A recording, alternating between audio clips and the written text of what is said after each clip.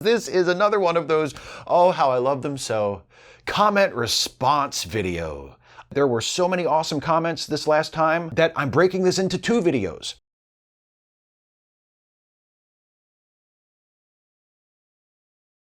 Now, these next several comments are from my video that I just put out recently about whether or not Star Trek wants us to fear technology. So this first one is from Emsley Wyatt, who says, so in Author, the Doctor had merely a hollow victory. So many people made this joke. I just picked out one as an example. So many people made the hollow victory joke. And I just want to tell you that I love you all, and you're like my family. Because nobody loves a good pun, meaning a bad pun, like I do. So thank you all so much. You are watching the right channel. The dipshit in the first comment who was like, I don't want your politics, watching the wrong channel. But everybody who's doing hollow victory gags in the comments of that video, welcome home. You are watching the right channel. Here's one from Everardo Hernandez, forgot lore, even though you kind of touched on it with Data's abilities. Yeah, I could have mentioned lore. I mentioned Data sort of going rogue every once in a while, but I think I could have thrown in a reference to lore as well, because lore is literally, Data and lore are the light and dark side of technology embodied in TNG, where Data is the promise of artificial life that can fulfill potential, that can grow and change, and have a fulfilling existence, and show that creating new technology and creating artificial intelligence doesn't have to be scary. It can be positive. It can be good. It can be an act of creation that is a wonderful thing. And then lore is the opposite side, is the other side of the coin, saying, oh no, or it could just try to just keep trying to kill us. It could just keep trying to kill us. So I could have probably mentioned lore. So thank you for bringing lore up. Prozakawawa says, unsung heroes of Star Trek, Picard-era Reapers. They showed up when summoned to genocide the entire galaxy and were 100% cool when the synths shut off the beacon and said, JK, LOL later, guys. Yeah, that was pretty cool of them. It was like, they seem very helpful. They're just very helpful killer robot space octopi. They're coming through the portal. The tentacles are coming out, and then, Soji shuts off the beacon, and they're like, okay, they shut off the beacon. They don't need us anymore, guys. Let's go. Back to the evil robot tentacle dimension, and they left. Very cool. Very cool. Thank you, evil robot tentacle AI. I think it was, you were ready to kill everybody, but as soon as the beacon was turned off, you were like, oh, they changed their minds. Out of here. Let's get out of here, everybody. It shows that they're about more than just the killing, They're about service. And I think that's important in a race of malevolent space octopuses. I think that's really important. Here's one from Timothy McNeil. I always thought the end of Author was soul-crushing, in part because it doesn't get addressed or resolved in later episodes, not that there were many for there to be a chance, or movies. It asks the viewers to be complicit in the UFP's slavery because the holograms aren't people as we understand them. And it does this after 6+ seasons of showcasing that the Doctor is a person. Does it ask us to be complicit? I don't think it does. I think it's showing us a blind spot in the Federation's ethics. That's what I think it's doing. Because I know when I watched that episode, and when I watched the ending of that episode specifically, and you see all of the holograms working in the mines and secretly sharing the Doctor's book, I don't feel as though the episode is asking me to be complicit in it.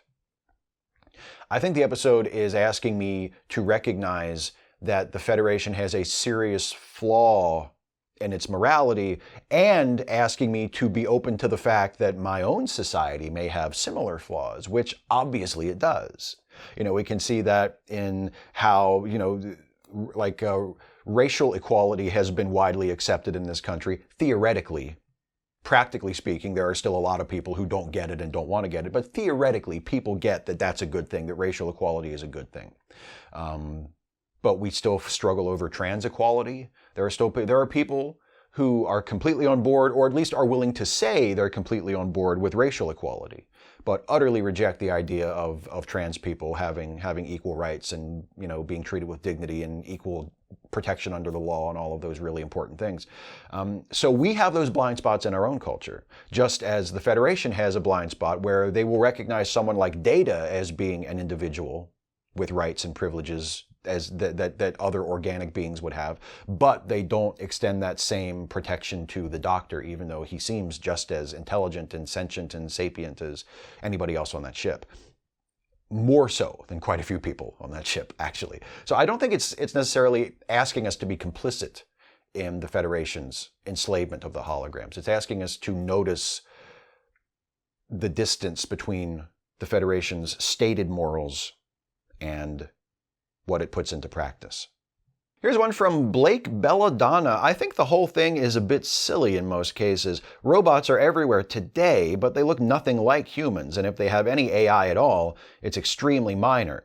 Even more advanced AIs like the ones in self-driving cars and voice assistants are still pretty dumb, yet they are perfectly capable of doing their jobs without looking like or thinking like humans. So why does the 24th century rely on humanoid sentient robo-slaves to do menial labor? Well, this is an example where I think the choice was made for dramatic purposes rather than an attempt to realistically portray such a society. Yes, you're absolutely right. Robotics and automation and even rudimentary artificial intelligence are part of our culture, part of our lives today. And they're not androids. They don't look like people.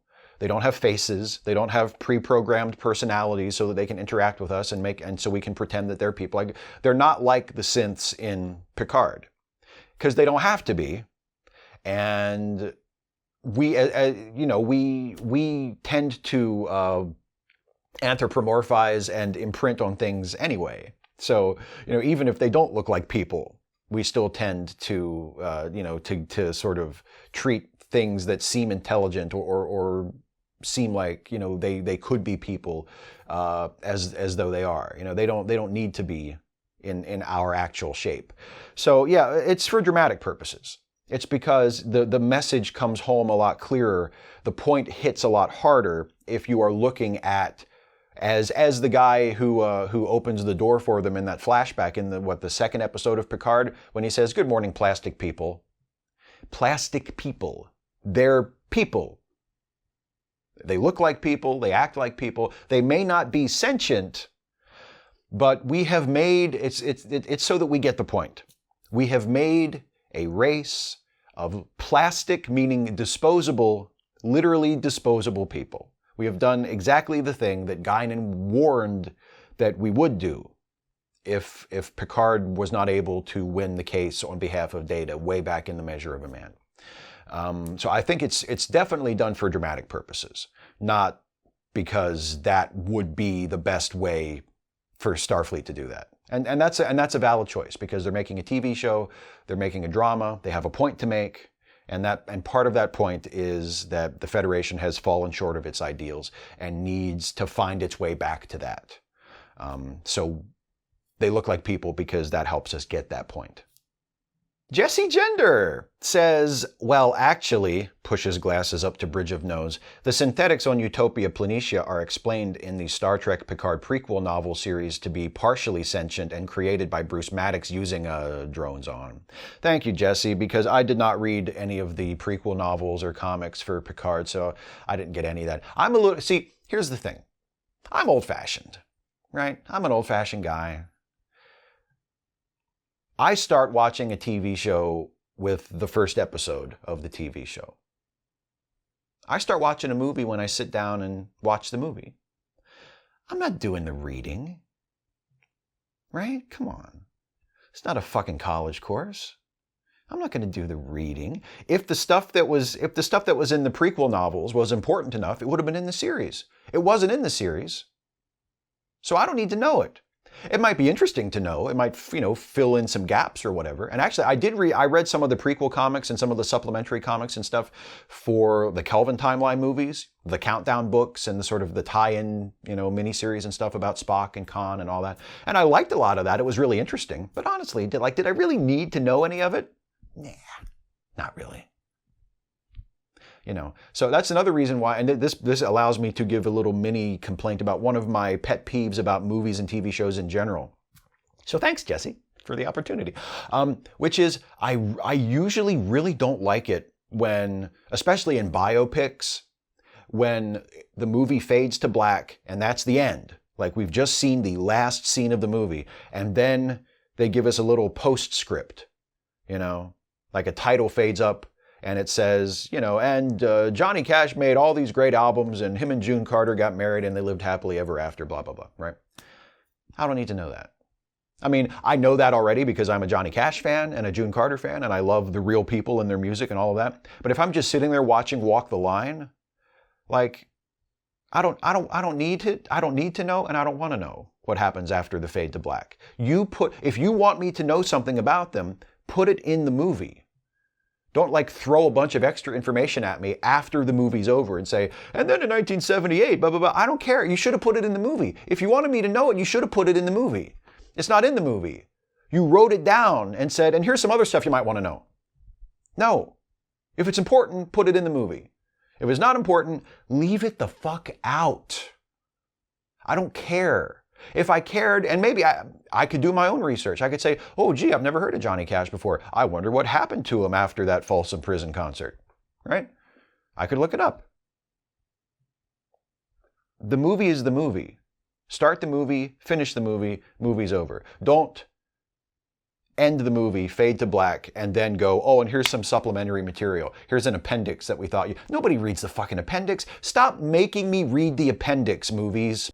David Raymond says, weird when talking about the low technology Paradise Planet episodes, the DS9 episode Paradise wasn't brought up. It deconstructed the idea of earlier Star Trek episodes of that type. Sisko and O'Brien never bought into or were tempted by the idea of this paradise and fought it every step of the way. Yet some people still chose to remain there and choose a simpler life when given a chance. That's a great catch. I could have definitely mentioned that episode in my video about Star Trek wanting us to fear technology. Because number one, that's a great episode, just on its own merit. Paradise is a fantastic episode of Deep Space Nine, and yeah, it's totally relevant to that topic. And it is a really interesting exploration of the other side of it, where in that case, yeah, Sisko and O'Brien are not tempted by the no technology paradise. They're suspicious of it. They are trying to escape from it.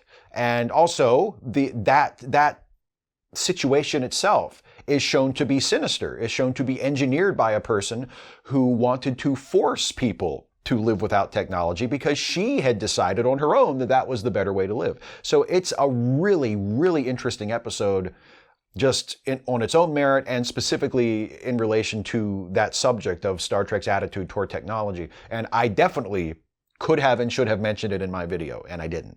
And the honest answer is I just forgot. I just didn't think of it while I was writing my script. So thank you so much, David, for bringing it up. And yeah, if anybody wants to watch a really, really great Star Trek episode that deals with some issues that I touched on in that video, Deep Space Nine's Paradise is a terrific, terrific choice. Now, these next several comments are from my video about TNG's favorite premise. This first one is from Gene Brady, who says, Riker had to be somewhat prepared to be a father because at any time, one or more of his female conquests could show up with a kid he didn't know he had. I don't know, Gene. He might have been pretty surprised because you really think Riker's not using protection or on some kind of birth control? I think he would almost have to be. Otherwise, by the time he gets to the age he is when we meet him in TNG, I mean, you'd think like half the infants in the galaxy would be Riker's. So he's got to be using something. Here's one from Patrick Dodds, also mind blown. I never thought that The Bonding, Suddenly Human, Future Imperfect, Hero Worship, and a slew of others were the same episode. I've pored over that show to an unhealthy degree, and that totally escaped me. Good job, Steve. Well, thanks, Patrick. I can't take all the credit. I actually got the idea for that video talking with Jason, my co-host on the Ensign's Log podcast. We were talking Star Trek in between recording our podcasts a couple weeks ago, and I don't know if I brought it up or Jason brought it up, but one of us mentioned, I think it was Hero Worship. It was the one with Data and the kid who is the only survivor of the ship who pretends to be an android. We mentioned that, and then it just occurred to me that there was this other episode with the exact same premise, and then we just kind of built on it. We're like, wait a minute, there was yet another one, wasn't there? And we realized, oh shit, they did that story like 4 times just on TNG. And then other people in the comments have mentioned other times in other shows where they did something, they used it again in other shows. And somebody mentioned like you could even argue that the earliest example of it is back in TOS with Charlie X. With Kirk and Charlie. It's a very similar idea. So yeah. So don't feel bad that you didn't notice it, because I didn't really notice it either until I talked about it with Jason. Silent Otto, the episode where Picard is trapped in the elevator with the 3 children, Disaster, could be another example of the theme Steve is on about. It was a more temporary situation, but it still placed Picard in a mentor role to children. Yes, that's a good example, and also it is a good example of something else I mentioned in that video, which is Picard's evolving attitude toward children. I think Picard's story in Disaster was a very intentional attempt by the writers to show us that Picard's attitudes toward children were softening, and that he was becoming more accepting of children and more comfortable around them. That's the whole point of Picard's story in Disaster, is that he starts out being really, really reluctant to spend the day with these kids, and then they're thrown together by this disaster. They're trapped in the turbo lift and they have to work together to get out, and they bond. And it's the first time that we really see Picard, other than, well, there's Picard and Wesley that we see sort of gradually growing, but in terms of like children just in general, like we see Picard form a real bond with these children. And that is a very, very important step in his evolving attitude toward children. So yeah, it's a good episode. It's a good example of the childless character becoming a mentor to children, and it's a great example of evolving Picard's attitude toward kids. Christy Abbey, you'd think they'd have a CPS officer. Speaking, I suppose, of the on the Enterprise D, because we have all these orphans on the Enterprise D. That would be a great scene to sort of bring out Picard's frustration with having kids on the ship in the first place, because we establish an encounter at Farpoint. He doesn't get why there should be kids on the ship at all. And he's kind of right. Not because he hates kids, but because they are on dangerous missions all the time. And like, why are children on this ship that's almost being blown up every week? Like, he's kind of got a point.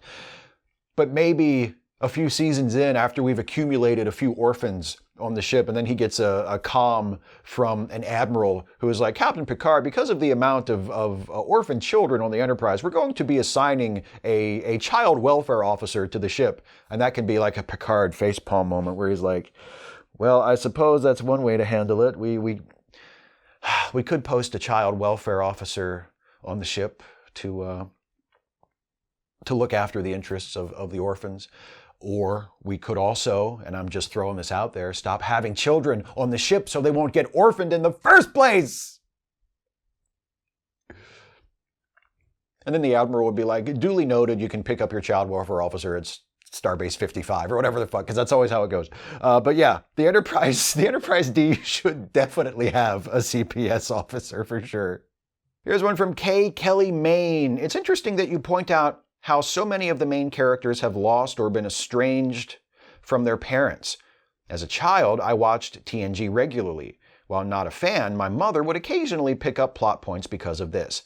One day, while I was watching out of the blue, she said, "Everyone in that show has father issues. It seems like that's what they're talking about in every episode." I started paying closer attention to this aspect and realized that obviously not every episode is about this. There are a lot of episodes in which someone's father issues comes up, whether due to their father being dead or just a dick. I'm looking at you, Riker's dad. While I'm not super into psychodynamic theory, it does seem appropriate to suggest that the writer's room contains some people with daddy issues. Well, I think it is reasonable to suggest that there may have been people in the writer's room with with daddy issues, but that's not necessarily the case, because we also have to remember that protagonists, particularly male protagonists, although it also was the case with some female protagonists, in TV shows and movies in the 80s and 90s. It's still kind of a popular trope today, but especially in the 70s and the 80s and 90s, when you look back at like the classic American action-adventure shows, male protagonists especially, who were estranged from their fathers or who had lost their fathers in some tragic way or never knew their fathers, that was a very common trope. And so it's not necessarily that the writers had daddy issues themselves, although that's reasonable to suggest. It may well have been the case. And I mean, the trope had to get started somewhere. But the idea of, you know, the child who had been abandoned, or the child who never knew his father growing up to become some kind of an action-oriented person, that's not at all an uncommon trope. And yeah, it's like all over the place in Star Trek. It really goes, they really just went for it as far as the fatherless characters or the parentless characters in some cases. But it's not necessarily just because the writers were working out some issues. It was a super, super common trope. Caitlin L. And of course, there's that DS9 episode with the orphaned Cardassian boy. His adoptive Bajoran family go to DS9 to sightsee or for business or something and end up having their child removed from their custody by Cisco. Yeah, very similar to Suddenly Human, only with the opposite result. Because in Suddenly Human, Picard lets the human child stay with his Talarian adopted father and not send him back to his human family. And in that episode of DS9, Cisco does the opposite. He sends the Cardassian child to go live with his Cardassian father, and not stay with his Bajoran parents, even though that's where he wants to stay. So it's the opposite result. But yeah, and also, if you want to talk about examples in Deep Space Nine of this trope, I think probably my favorite example is, and I can't remember the episode title now, but it's the one where the young Jem'Hadar is found, and Odo eventually becomes his mentor, and he tries to sort of turn him from being a Jem'Hadar, tries to convince him that there's more to life than hunting and fighting and killing, and he just can't overcome that genetic programming. You know, the young Jem'Hadar just is not capable of seeing beyond that, despite Odo's best efforts to do so. And that's a really, really good episode too, and a good example from Deep Space Nine of that trope. And finally, this is a comment that was actually left on one of the videos I made a long-ass time ago. Not that long ago, but not nearly as recently as I usually take these comments from. But this is from that video I made once upon a time about whether or not the Enterprise, as we see it in the classic Trek movies, is actually the same ship as it is in the classic Trek TV series after the refit. It's so extensive, is it even the same ship? And this comment was left on that video by June Peace, who says, "This guy in this video are absurd. Way to overthink it, dude. It's fiction." Oh, there is so much to say about this one. Okay, so first of all, I think everybody who watches my stuff with any kind of regularity knows that I'm not one of those channels, I'm not one of those guys who gets preoccupied with nitpicking the little details. Like, I'm the guy who says canon doesn't really matter as long as it's a good story. I'm the guy who says continuity doesn't really bother me as long as it's a good story. So the whole idea behind that video that this comment comes from is it still the same Enterprise or not? That's a door into a philosophical discussion. Like, I'm doing that because I think it's fun. And I think it's interesting, and it's a way of introducing the concept of the ship of Theseus problem and notions of identity and what makes an object that object. And is the Enterprise in the motion picture still the same Enterprise from classic Trek if all of its components have been replaced? Like, what of the original ship remains that makes it still the same ship? Like, that to me, that's not just a cool, fun, interesting Star Trek question. That's an interesting philosophical question, and that gave me the opportunity to make a video about that, and I'm really happy with how that video turned out. But it doesn't affect my enjoyment of Star Trek the Motion Picture. When it comes to evaluating that movie and whether or not I like it, I don't care whether it's the same ship. You know, if the movie tells me, as it does, that it's the same ship, then that's it, because it's all made up anyway. In that sense, its fiction is a valid observation, because even if you think, practically speaking, oh, it can't possibly be the same ship, they replaced every part of it. If the movie says it's the same ship, then it's the same ship. That's it.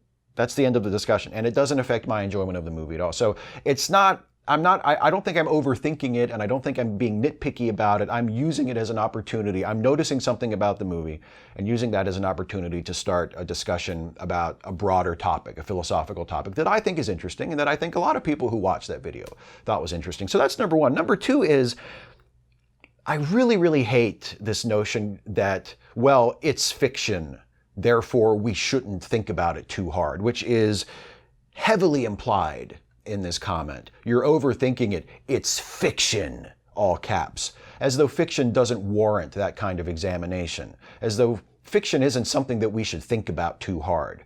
I absolutely loathe that attitude. I mean, if that's the way you feel about it, if you approach fiction and art in general with that kind of flat, bland, colorless attitude where you see only what is on the surface, and not only are you not interested in looking beneath the surface, but you kind of have disdain for people who do. You have this snide dismissal of the very concept of critical analysis or of looking into art or reading art for deeper meaning. Like, if that's your thing, if you don't like it, that's fine. If that's how you want to go through your life, if that's how you want to appreciate art and allow art to be a part of your life, you just want everything to be just shallow and surface level, that is your misfortune. Like, if that's the life you want to lead and that's how you want to engage with your culture and with art, you do you, man. You do you. But that's not how I do it. That's not how a lot of people do it. That's not how a lot of people who watch this channel or who watch other channels on YouTube that are devoted to making video essays and critical analyses of films and TV shows and books and other works of art. Like, there are a lot of us who really enjoy that, who like to think about the art that we enjoy. And it enriches not only our experience of the art, but it enriches our lives. It makes our lives better.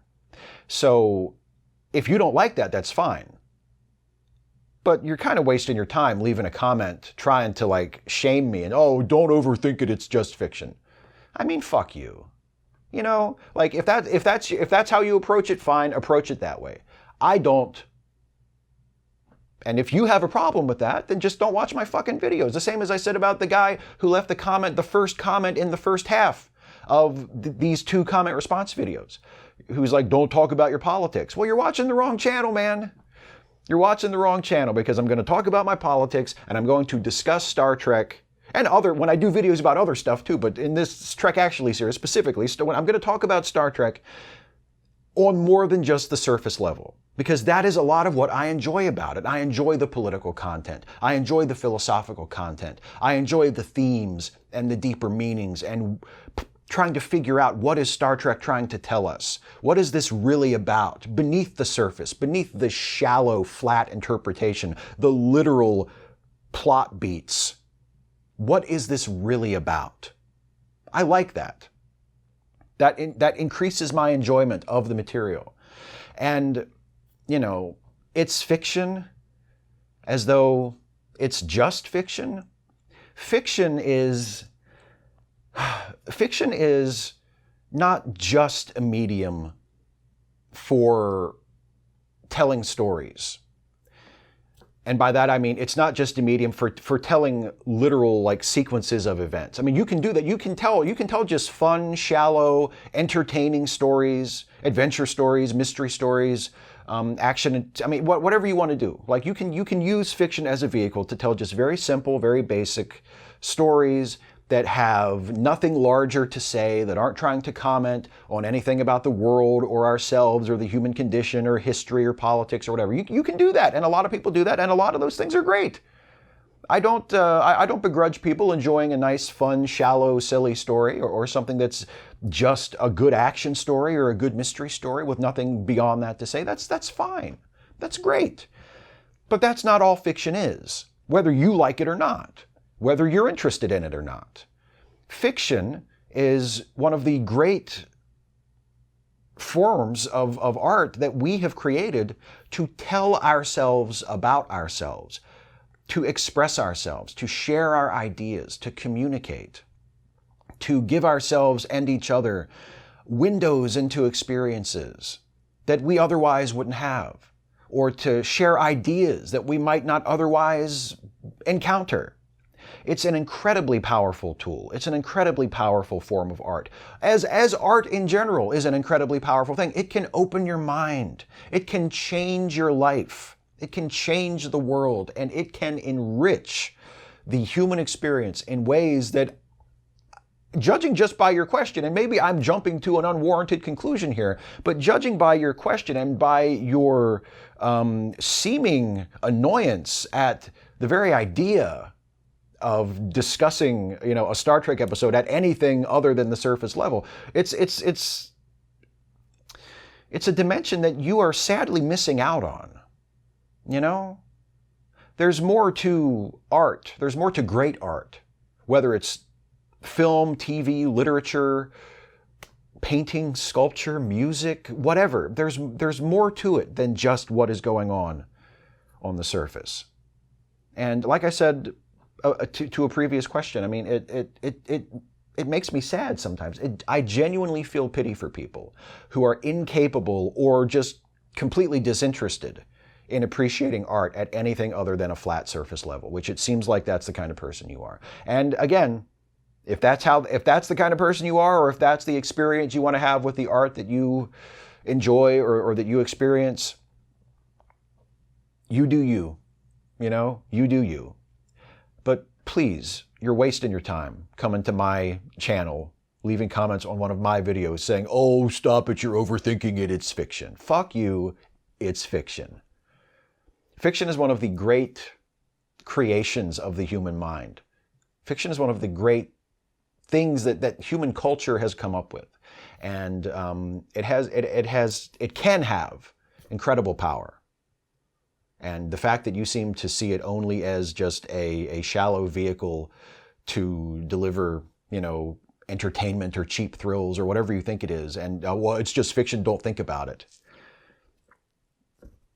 I mean, how boring and joyless must your fucking life be?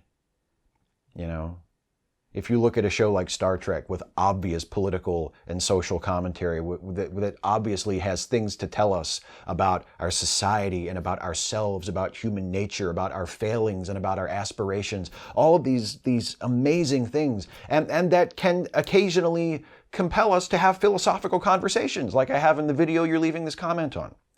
And much better videos and much better essays than I could come up with about the philosophical questions that Star Trek invites us to explore. You look at something with all of that, and you see it as just, people flying around on spaceships having fights. Okay. I mean, if that's really how you see it, if that's really all you can see, if that's really all you want from it, that's fine. But if that's the case, you're watching the wrong channel. There are plenty of other YouTube channels, including channels that talk primarily about Star Trek, that specialize in exactly the kind of boring-ass content that you seem to want. So go watch one of those and stop watching and commenting on my shit, because it's obviously not for you. I did the smart-ass wave twice. I did it at the beginning of the first part of the video, and I just did it. It's like a bookend, it's nice. I thought it through that much anyway. I didn't half-ass it to that degree. Anyway, that's it for part 2 of the comment response video. That's the end of the epic double album. So thank you all so very much for watching. Whether you just watch this part or you watch part 1 and part 2, either way, I really, really appreciate it. Thank you all for leaving those comments about without which I wouldn't be able to do the video. So thank you very much. I'm not sharing any of the money with you. But and I mean, in the case of my Patreon patrons, I'm taking money from you. But I really appreciate it, and I'm grateful for all your help. Speaking of Patreon, patreon.com/Steve Shives is where you can go if you want to support my work here on YouTube and help me to continue making videos like this one and like all the videos I make on this channel. Contributions of any amount per month are welcome and really help me out. $5 a month or higher gets you a shout out at the end of a Regulation Trek Actually video. And now, thanks to the geniuses at Patreon, if you want, you can pay your entire year's worth of patronage up front in one lump sum. You can still choose, $1 a month, $5 a month, $10 a month, whatever you want, but you can pay it all at once instead of in month-by-month increments, and you get a little bit of a discount if you do that. But it's up to you. Either way, I appreciate the support. I appreciate the patronage. Don't forget the Ensign's Log, the Star Trek themed comedy podcast that I co-host with the brilliant and hilarious Jason Harding. That is linked in the description as well. So check that out if you've never listened to the Ensign's Log and you dig my Star Trek stuff. I think you'll really, really like that show. And don't forget, coming up in a couple of weeks, the next Regulation Trek actually video, which will be finally about the Star Trek Voyager episode where Captain Janeway may or may not murder Tuvix. That'll be a fun video to do, and hopefully you're looking forward to watching that as much as I'm looking forward to doing it. So that's it, everybody. Thanks again so much for watching. Take care of yourselves, and I'll see you next time.